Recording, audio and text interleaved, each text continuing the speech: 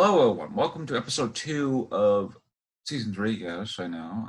My name, as always, is Bryan M. Davis. Joining me today is a rising theater artist. Amanda Cruz. Yeah, Amanda. She is a City College uh, theater major, I believe. Yes. Now graduate, yeah. Yeah, graduate. Nice. And yeah, that last semester was pretty just Rough. just rough on all accounts. And but anyway, yeah. So tell me, how'd you get into the performing arts in general? Well, mostly if there's, were you always in tune with theater, or was this something that you learned along the way? It was definitely something I always admired, like just from seeing the high school I went to was very big on their shows, and they were very, very strict on their schedules and things like that. So uh, seeing them have like such amazing sets and costume and just the performers in general were very spot on, especially for high school students. So, and we weren't known as a performing arts school. It was just, they just took their program specifically very seriously. So I've always been admired for that, for it, like from a kind of third party standpoint. In elementary school, I did like a couple theater things, but it wasn't something I completely pursued seriously. I always said like I want to be like a film director. Yeah, Um, and then I got the chance to go to a film high school, but I couldn't, unfortunately, because of traveling reasons. So then I ended up in that high school, and then I ended up at City College, and I still had that kind of like love for shows and stuff like that. And I just kind of got into it through like just a random like audition, uh and then taking like some acting 1 and 2 courses because it helped figure out, like, fill out my extra requirements for my major. But from there, I kind of like, from college on, I jumped into the psych realm, and I was always like very interested in the psych realm. So as I got more involved in theater, I kind of figured out I don't want to do like anything from an acting perspective. And so I saw stage managing, and I started stage managing in the department. And then I applied for the director's position and got that. Um, but I noticed that my directing style was just based on psychology, and just from learning in my directing courses that that's what most theater is based on anyway. It was yeah, just easy to do it that way. And then that's how I pretty much got into it. yeah. I noticed that, and we'll talk about your directorial, direct. Blah.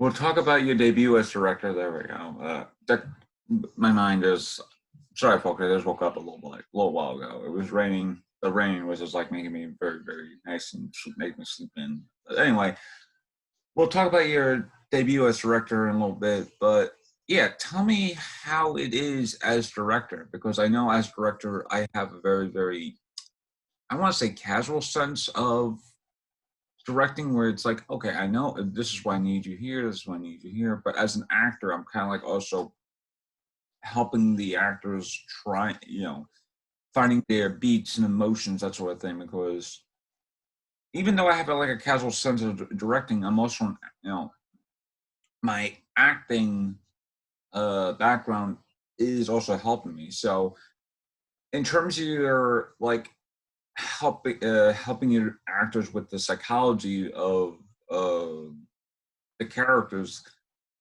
how well was that in terms of just like, yeah, how well was that in terms of just regular directing, as opposed to just like, hey, I want you to stand here, say a line, move over there, blah blah blah blah.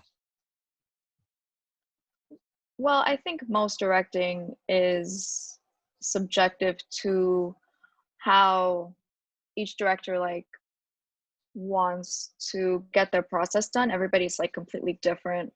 Um, I think it's like well known that a lot of people will like think like, oh, it's just stand here and then they just tell you what to do. Some directors are like that, but most have a more adaptive process where they're working with the actors, and I've always seen it as like a teammate effort. So just Yeah. using the psychology would just be like giving my actors tools and helping them understand the mindset that the character might be in every single moment, and from there them taking that on and then working with it.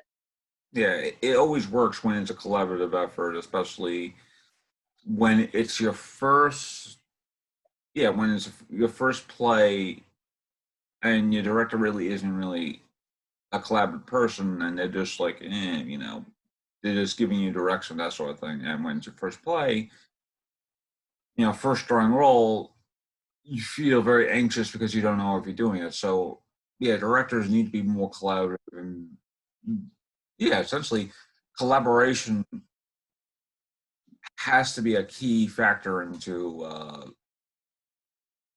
not only directing but also just like this theater in general. But in terms of how now, I'm pretty sure because at Brooklyn College, there is a stage manager position, but that's like more MFA. Yeah, that's more MFA. But people who sign up as ASMs, assistant stage managers, that sort of thing. How did you get? Because I know you mentioned that you signed up for, you were interested in stage managing, but you signed up for the thing. How did you get into stage managing at City College? Like, what is the like process there at City College? Whereas like, do they have like an MFA program for technical design where people go into stage managing, or is it just like a regular BA, BFA thing?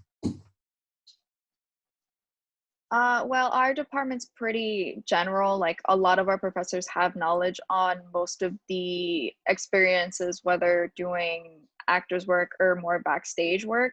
Hmm. It's kind of just like people go around, and if they're interested, then they'll talk to a potential director, whether it be one of the professors or the student directors, and they'll let them know, like, hey, I'm interested in ASMing or SMing Yeah, work.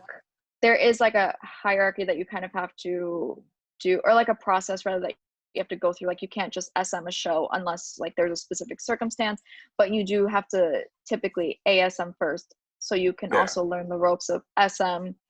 Um, and usually they'll put you with someone that's a little bit more experienced in the work and that can lead the team. Um, and then you'll kind of train a little bit one-on-one with some of the people who know SM work to a T and who've been like SMs. But it's not really an application thing. It's more of a whoever's interested, come and see, because they do want more stage managers in yeah. the department. But Brooklyn has more of a specific MFA program where it's like to Yeah, do a little bit more training. yeah. One of my one of my friends, Sarah Sells, she is a MFA in technical design, and she's going into her last year as a MFA in technical design theater. I think that's what it's called. But she's mostly I think she mostly does stage managing. So she does like the one out of the four productions of the semester, or maybe is it one out of three, depending on if it's fall or spring. Because I know fall has like maybe like three productions or that sort of thing. In terms, and I've tried to go into City College, but City College is a long trip for me,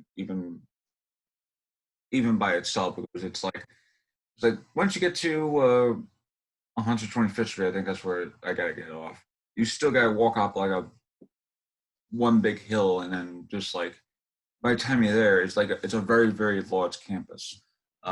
So, but the times I've been to City College and I've seen their like theatrical productions, that sort of thing, it has a very, very, I want to say like very raw and like raw experience, like you have to be there in order to see like the type of emotion that people are there, expressing, especially as actors. Um, and I know a lot of the productions this past semester at City College had to be, you literally were in the middle. Well, not I don't know if it was you, but the main production of, I want to say March, because I know your thing with Savage and Limo was like, I believe, one of the small productions for, I think, February. Yeah, it was in February, and it was the only one that was in that small black box theater. And in the way I've seen the City College's theater thing, it was like, oh, it'll be like, if the main thing will be like an Aaron Davis Hall, I think. And then if I'm also wrong about something, please don't, hesitate to like correctly. Oh, it's not, that sort of thing. But I know there's like four main productions, and there's like the small productions, which was that, one of them being Savage and Limo. But I know because of what was happening with COVID, the main production that they were doing in March, uh, something in blood. I forgot the name of it, but I know it was something. No, not in blood. Shoot, and the sad thing is, my friends were starring in that too. So it was like, and also it also goes to show you how far away March has been in my mind. So yeah, yeah. In terms of the processing of a main stage production as well as small productions, how was that collaborating with the theater department itself, especially since Savage and Limbo was the more smaller one being uh, yeah, smaller one being filmed. Well, not filmed, but put on, as opposed Um, to the more larger ones, where it was like, you know what I mean? yeah, I mean, it was all like kind of like a main production. It's just that some plays have more of a sense that should be in like proscenium theaters, like Shakespeare plays, Greek plays, Roman plays. And then you have certain newer productions that call for a more intimate audience, and that's where black box theaters come out. So like I think if I was working with a different script, then maybe I would have a different play rather than I would have maybe done something in the Aaron Davis Theater, which is the larger Yeah, theater. But I felt it would be more appropriate to do Savage and Limbo in a black box theater, which was so small, and make people feel like they only look one way. Um, it also made it a little bit easier for the angles as well, because everything was just very straight, very vertical, uh, versus having to worry about like side views and things like that. Like there was still a little bit of that in there because the audience is so stretched out, but usually with like a proscenium, you have to worry about specific side views. yeah, Or if you're doing like a theater in the round, which the Aaron Davis Theater can do as well, then you have to worry about more angles. So I just wanted there to be a complete focus on the actors and their intimacy in every single scene. yeah. And that's one of the reasons why I do love black box theater, is because black box theater always has that very intimate way of not only presenting the actors, but also just allowing the actors to feel a lot more. I don't want to say emotion, but just feel a lot more in character. They don't have to carry their voice to, like, say, the people sitting in the bleachers, or that sort of thing. So they could actually feel a lot more, and a lot more control. And not only that, it is very intimate because you actually see the actors like literally on stage, like just like mere inches from you, depending on where you're sitting. And that's where the black box theater really comes into play, because of how not only enclosed it is, but also how, everything feels a lot more like this is a private moment that's happening. And yeah, I could easily have seen Savage and Limbo on a more bigger stage, but because of the fact that the location of the play is a bar, you need to have the the location fit the theater. So even if the location is, say, something like Lobby Hero, where it's like it takes place primarily in a lobby of a hotel room. I mean, not hotel room, of a hotel, I believe. You could get away with being on a more bigger stage because a hotel lobby is like a very massive thing. But when you go into a bar, chances are the bar is very, very small, very intimate, like a black box, and you don't want to have that bar being very, very, I don't want to say too on the nose of, okay, we were given the big stage, so we'll just have a lot of the bar just being like more spaced out, that sort of thing. But when you space out a bar, it doesn't feel like it's a bar anymore. It just feels like, oh, it's a bar on stage. But when it's a bar inside a black box, it feels a lot more in its own element. When you were directing Savage and Limbo, and the weird thing is about the thing, I I couldn't tell if this was both a metaphorical title where it's like, oh, these people happen to be dead and they just happen to be dead inside of the bar and they keep on repeating the same day over and over and over, or that sort of thing. But in your interpretation of the play, how was because I know because that's the way plays are, is because plays can have like very different meanings, that sort of thing. But in terms of your interpretation, how did not only directing Savage and Level, but how did you also interpret it? I think that interpretations can be kind of limited depending because there was a specific type of genre that the John Patrick Shanley was trying to hit Yeah, when which is that writing this. mundane, like that like the mundane fantasy thing. I think where it's just like it's fantasy, but it's also in the real world. I think. It there I would just like to say because like our interpretation was very or rather what we came across was very um me knowing it and then letting the actors find it for themselves when we were doing table work, because the more I Oh, like went out of the box with the questions and let them like explore the play themselves, they came to the answer themselves as well, and I didn't have to tell them what it was because I feel like I would get a different result if I just straight up told them all of these characters are technically dead versus them getting onto the kind of fantasy portion and figuring it out for themselves because then they actually realize it in their own brains versus receiving the information and interpreting it or that's having smart. to put it into them. Yeah, And that's where the psychology aspect of you directing comes into play, right? for somewhat, yeah. Can you tell me about more about that? Because I know you kind of mentioned that earlier, but what is your process in terms of the psychology of directing? Do you is it more like breaking down everything like a psychology class, or is it just like on the nose psychology, where it's just like I know the psychology of the characters and how the actors should be, that sort of thing. It was mostly just a questioning based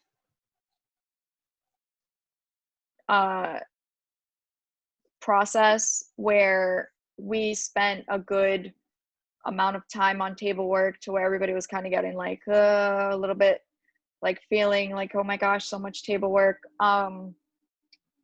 and essentially just constantly going into specific upon specific upon specific, and breaking down each and every scene and going through it, Yeah.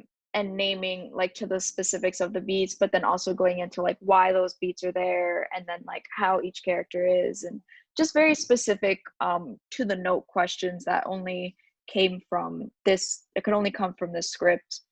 And then them like getting the answers, and when they feel they had like a for sure answer, giving me the answer, and then I could note it and take note of it and then give them notes based on that. um and the other thing was kind of just having their brains like break down everything step by step. So I did a lot of run throughs. I did a run through every week. Hmm.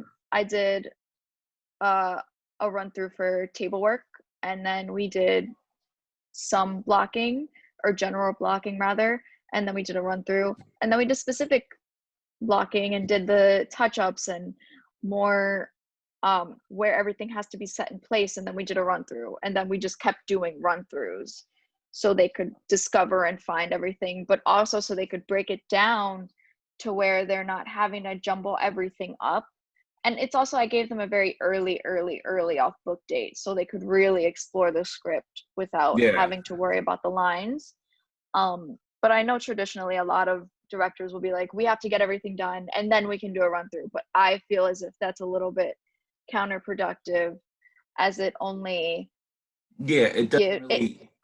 Yeah, Oh, it's like yeah. giving an actor like a midterm or like a final versus giving them like a pop quiz every week. I'd rather give them a pop quiz every week, or like a small quiz every week so they can focus on this one subject and then move on. So it's ingrained in them. And so that way, when they move to the next step, they already have what's from this run through versus having to say, all right, I need my lines, I need my blocking, I need my final blocking.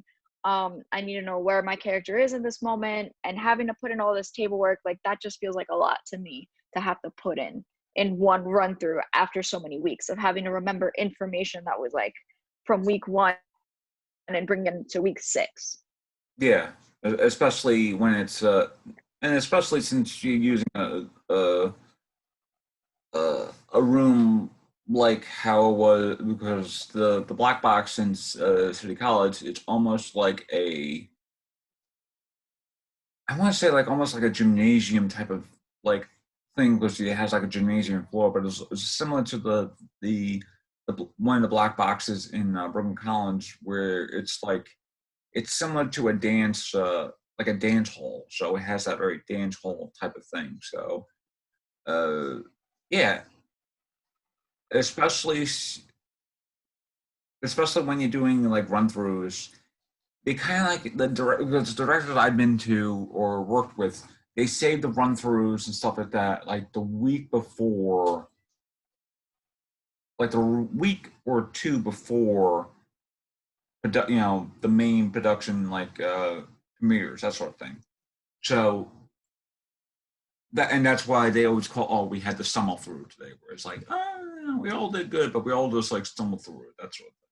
So you having like a pop quiz ish run through like every week feels a lot more of the notion that yes, you do know what you're doing, but also you're kind of like also taking care of your actors, actresses, and making sure, like you said before, that theater is a collaborative effort, and especially with theater, I mean, especially with directing, it has to be a very collaborative effort.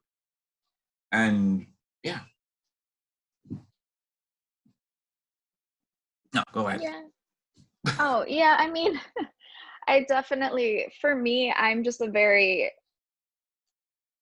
I guess, like very, a little bit of a control freak. So I don't like to control people, but I like to know where we are. Like, I need to know where we are in the process, and I need to know what's going on. And to me, kind of like just letting it be like a week before we go up and finally doing a run through, to me seems very, very like kind of leaving it up to fate in a way, and I just can't do that. I couldn't see myself, because I've had from experiences with other classes, my first scene was very, we went through everything little by little and we did all that we needed to do, but we never had like an official run through until like right before the scene needed to go up.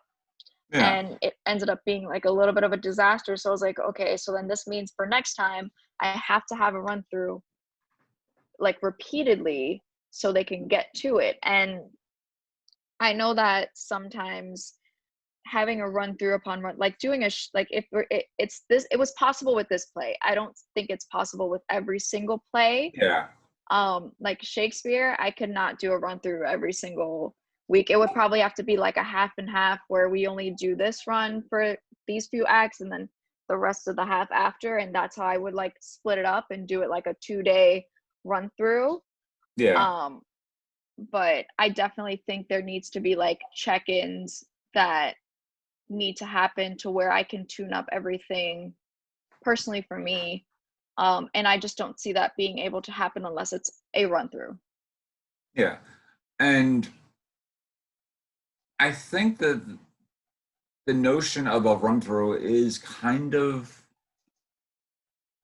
like scary for an actor because it's run through where it's like, okay, I gotta know all my lines, and it's like, okay, do I know all my lines, or do I know all my beats? Do I know where do I stand, that sort of thing? Because I know with run throughs, it's like, oh, the director it might be it might change everything, and then that sort of thing. So having and Savage in Limbo feels like a very short play, but it's like, yeah, Savage and Low feels like a very short play, but at the same time, it also feels like it could be a very long play because of the way things are played out in the play. And yeah, generally, I could see how a run through per like once a week would allow you to not only step up on your toes. It's like, okay, well, let's just see how everyone is this week, and then the following week, blah blah blah, and then not only that, you mentioned that you give your not directors, you give your actors a little uh, thing with being off book. Whereas being off book is one of the most difficult things to be as an actor because you need to know what your lines are, but you need to know what the purpose behind each line is. So hearing that, oh, you give it like a little date of like, okay, this is the date where we go off book. It's you because when you go off book, typically typically it's like maybe a month or so before the main stage. I mean, not the main stage. A month or so before you go on stage, i.e., premiere night, or in some cases, previews. But since you had 6 weeks, which feels like it's not a lot of time, but 6 weeks should still be a lot of time to not only direct and put on a show, but it's also a lot of time to work with stuff like that. Uh, in terms of the scheduling, i.e., the 6 weeks, how did you figure out of okay, we only have 6 weeks to put everything on? How was that compared to say just like I need you to be here like okay, twice a week, maybe even 3 times a week, just to study over the table of leads, that sort of thing. And then once we got into the actual thing, yeah, essentially, once you got into the actual thing, how was it essentially just going into the production of it being 6 weeks compared to any other production where it feels like, oh, we have like 8 weeks? Um, well, if I've been in a production or two where it was like a 6-week process and it's always felt very rushed, Yeah, and never feeling like there's enough time. I just wanted to make sure I had enough time to where I'm content, and I feel like my actors are comfortable taking the story and telling the story. So it was definitely a very general schedule, but also a very like, okay, what are the things like I reading the script every day before even going into rehearsal and just being like, all right, what do I definitely need to know I need to work on? What do I definitely think I can put in the hands of my actors who are competent and know their craft?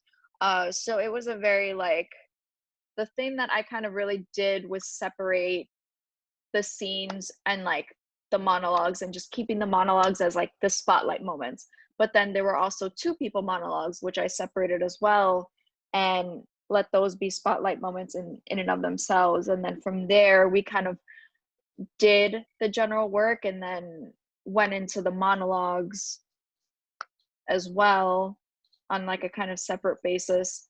Um, so we through each day when we hit the second and third week. So by the time we hit like the fourth week, everything was pretty much set in place. Yeah. In terms of, yeah, I know that when you gotta do a monologue on stage, it's kind of, and I've done monologues on stage, and the monologues by himself are very, very, especially when you have like a 6-week thing, you don't feel like the monologue you have, because a few years ago, well, was it a few years ago? Oh, several years ago, I was part of a production, and one of the production scenes had like a very lengthy monologue for one of the main characters, and I wasn't the main character who said it, but he was like, it was very analytical, the monologue, right?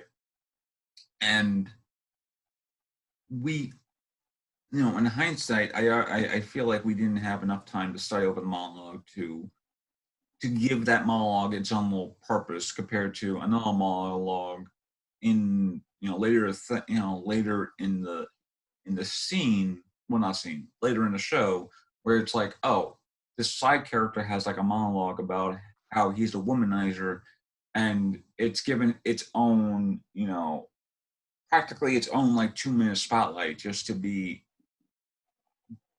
on, on the safe side, compared to like where the main character has this very analytical monologue about talking about, milk and stuff, and he has to be very, very, in tone about what the thing. And I feel like in hindsight, we never really had the chance to actually look over the monologues, that sort of thing. So yeah, monologues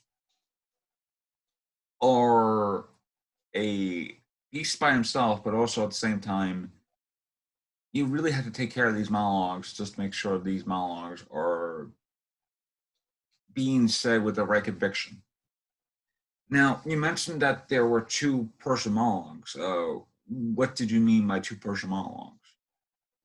So by like a two-person monologue, there was specifically this one that April and Merc have to me. I know it's not like a very known thing. I named it that myself because I felt like this was a monologue that would go in and out. And yes, April would be doing it, but it seemed like Merc was also the back character there, kind of giving the support as well and adding to the monologue.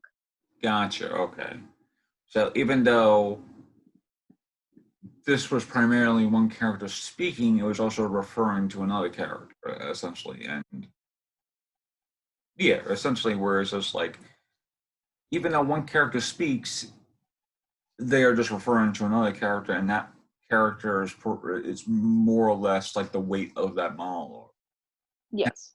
Two-person monologue. Yeah, that makes sense, because I think I've seen monologues that are done like that, but they're like just treated as just like, oh, they're just monologues.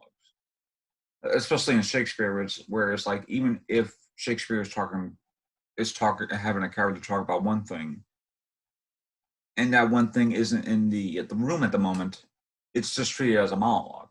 So having that one thing, i.e., a person like kind of like waving around like somewhere in the background, it would make more sense. So yeah, that's actually good, because even though it wasn't like, even though there's like not two people like speaking at the same time, where it's like what was the term? A system was a systematic, no, not systematic.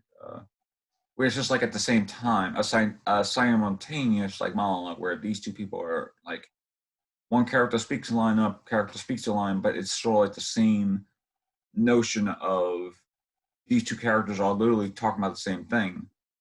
and it's their monologue, i.e. a two-person monologue. So yeah, your notion of a two-person monologue feels a lot more like that thing where you're talking about, oh, it's like behind the psychology of a lot of this stuff, especially with directing.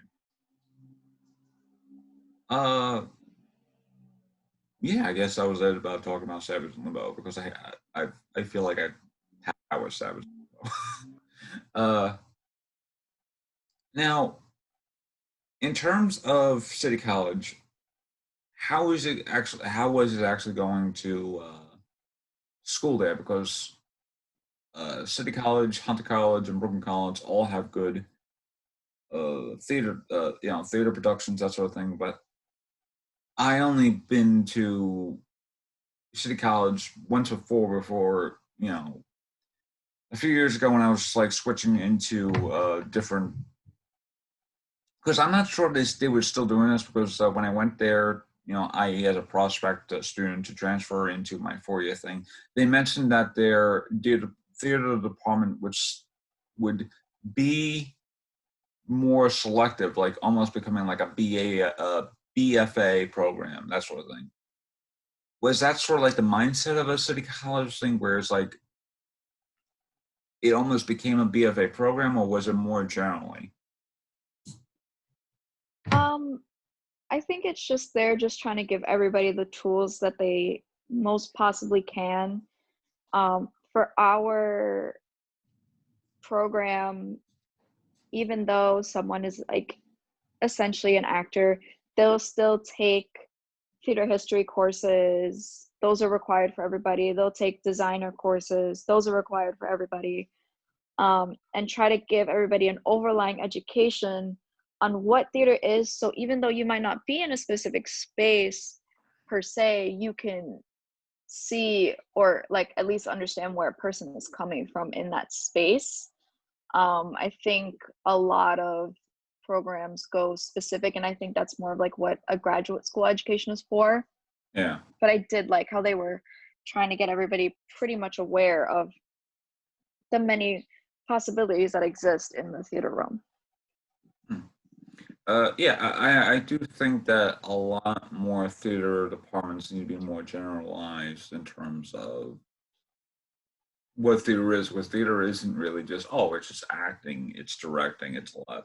It's like theater is a lot of things, and having classes about how to do lighting more better, how to do sound classes, how to be a sound engineer, especially in theater.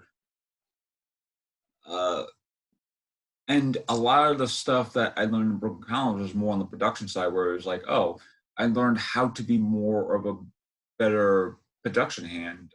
So whenever I am doing the stagehand stuff, I feel a lot more in control, that sort of thing. And I know friends who were in the BFA acting program. That's just like a 4-year program all by itself, and they're learning stuff that they have learned before. So having a theater department that generally just wants to have everyone have like almost a helping hand, or at least, yeah, helping hand, where it's just like everyone's doing their part. Even if they're an actor, they're still doing their part of taking out the sets, that sort of thing, as opposed to having like a couple of stage hands, all that stuff. Where it's like, okay, the actors, they're done.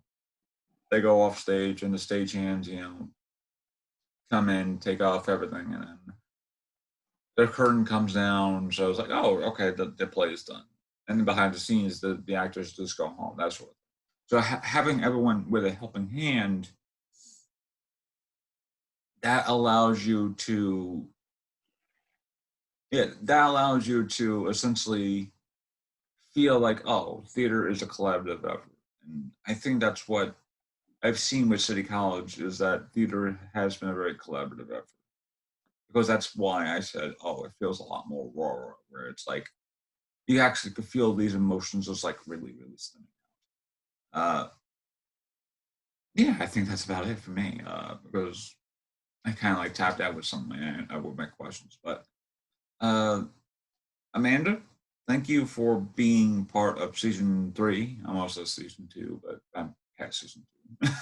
Thank you for being a part of season 3 with performing the arts. Oh yeah, I do have like 3 last questions. Yeah. Do you have any advice to those who are either watching or listening with their own little like just general thing? It's like, we'll watch on this on YouTube, or we'll just listen to this on YouTube. I would say anybody that's in the arts, definitely hone your mistakes over everything. Hone your mistakes over your achievements. Because those are the things that'll help you grow and help you like evolve as an artist in general, and use your achievements as your rewards or like your light of the tunnel moments when you need a little bit of positive energy. Yeah. My second question is, even though because of COVID and everything, do you have any problems? Yeah, we all have problems. Do you have any projects coming up that we could know about in the future? I wish I did. I don't, unfortunately. I'm pretty much working on my application for graduate school. So. Oh, nice. Uh, but yeah, I feel like graduate school for me is like I want to do graduate school, but I just did 14 years of college, so I'm like, no, I'm just gonna wait like a few years if I want to do graduate school. And even then, I'm still trying to figure out like which graduate school do I want to be, because I it's hard because I have this hand in both theater and also film, so it's like it's really really weird to see which one I want to go with. Uh, and third, and my last third one, do you have any social media you want to plug? No, I think I'm good. I don't really have a professional social media to plug. All right, that's fine. This has been episode 2 of performing.